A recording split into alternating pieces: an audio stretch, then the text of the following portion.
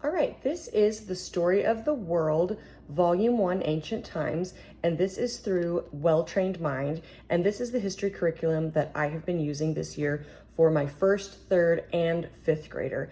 And I love that we are able to do history all together, and it meets all of their needs. I can make things simpler or more complex, all just using this book. So if you're interested in using The Story of the World, I would recommend that you read The Well-Trained Mind. This is from the same authors of this curriculum, and it explains in this book really well how to teach history with a classical education model. And it's going to give a lot of ideas for how to implement history for every grade level. And even though the curriculum does have an activity book, this is going to give you a lot of resources if you want to have your kiddo go more in depth and just give you some different ideas of how that can look.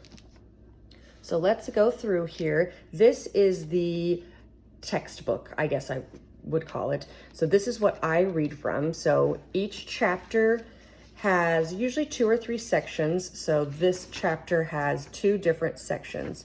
Typically, I would do 1 section in a day. If we need to play catch up a little bit or the sections are short, we'll do 2 in a day. So we would start out and I would just read this section aloud to them, and then we would go into our activity book. So this is the activity book, and so for each section, there's going to be a list of review questions, a sample narration exercise, and a couple of other activities. I'll show you what these look like when I show you my kids' binders and how we implement it. But each section does have some review questions and example narrations. Then there's also some additional history reading recommendations included. So if you want to go deeper into the subject, if your kids are super interested in it, or if you have an older student that you want to do a little bit more research, then it also has some corresponding literature suggestions. So if you're wanting to tie in your language arts work into your history timeline, it gives you some good suggestions there. I have had moderate amounts of luck finding these at our library, but typically I'll just go to the sections where I know that books about Greece would be and find some things that I think would be interesting for my kiddos. Then there's also a map work, coloring page, and project suggestions. So each chapter comes with a map, and there will be a map activity, whether it's, trace the path of this river or circle this city where this happened or X this city out that was conquered, something like that. And then it has a coloring page. Sometimes my kids do these, sometimes they don't. A lot of times they will just color them while I'm doing the reading to keep their little bodies busy. And then there's some other activities that you can do, but every chapter does have a map page. And then it will suggest extra projects. These are optional, but it's nice that they're included in here. So for example, in this chapter, you can make a helmet or make a shield, or I think the other one was making a vase. So just some enriching activities that you can do with your kiddos to further their learning there. So I wanted to go back here to the top. It has encyclopedia cross-references, and this is really great, particularly if you have an older student, to get them practicing research skills and outlining and finding information. So I will show you what those look like. So the first cross-reference is in the Kingfisher Illustrated History of the World. So I would just flip to the page that it references. And what I love about this resource in particular is the timeline that's on the side. So in the Well-Trained Mind book, it talks a lot about creating timelines for history. So this is a really great resource to build those timeline projects. One of the other recommendations is the Usborne Book of World History. And this one has been a favorite with my son. I think just the pictures are really bright and vibrant, and it's not just an overload of text, but he's been able to pluck some really interesting facts that he's able to use in his history study from this book. And the third is the Kingfisher History Encyclopedia. So this one's a little bit more wordy. It does have the timeline at the top. So after we read a chapter, he'll flip through the cross-references in the encyclopedia, and I'll show you a little bit more when I go through his history binder of what that looks like. I will say with each of these resources, you might want to check the pages before you assign them for, like, for example, here, there's just, blatant nudity, as is often found in, ancient cultures. So if that's something that you're concerned about, just make sure that you are checking the pages before you're assigning them to your kiddos.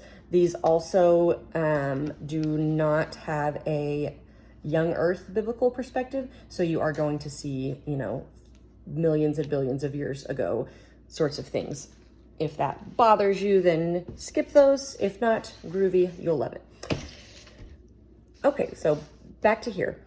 Let me show you how we implement this with my younger set of kiddos and my older. So this is for my older student.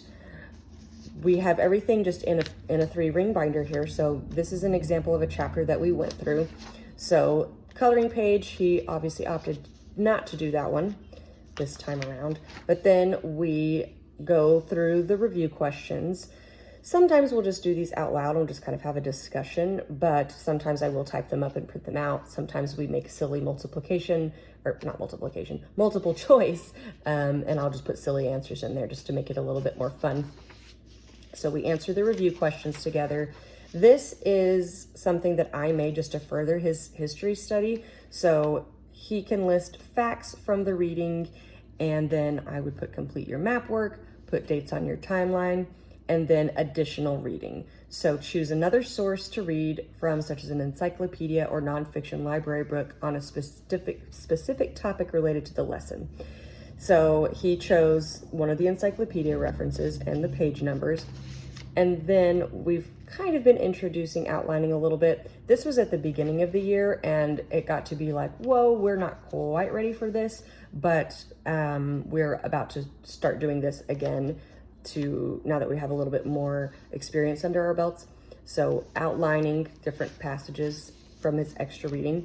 And then here's an example of the map work. So we were learning about the upper and lower kingdom of Egypt and what the crowns look like. So it had them put a triangle around the Nile Delta, trace the river, color, the red crown was for Lower Egypt, the white crown was for Upper Egypt, and then shade it lightly in red because the two kingdoms combined.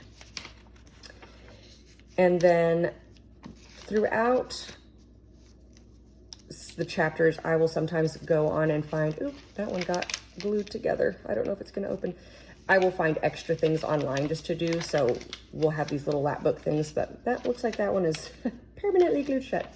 So we'll do that. And then after we're finished with the chapter, he does a final summary using the reading that we've done, his additional reading, the encyclopedia cross-references, and just writes a little summary of what he has learned. So that's how you could apply that we started it at the beginning of the year with 5th grade, but I think it was a little intense, but I am going to do much more of this sort of style going forward as we move into 6th grade. So I would say for your 6th, 7th, 8th graders, that would be a good way to use that curriculum. Now for my younger ones, so 1st, 2nd, 3rd, 4th graders, this would be what I would require of them. So we do the reading together. We discuss the questions. Most of the time, I just let them dictate answers to me because handwriting is still slow and tedious, and I don't want them focusing so much on the physical process of writing. I want them focusing on the learning and the ideas. So they dictate to me, and I fill in the answers there. And then another example of their map work,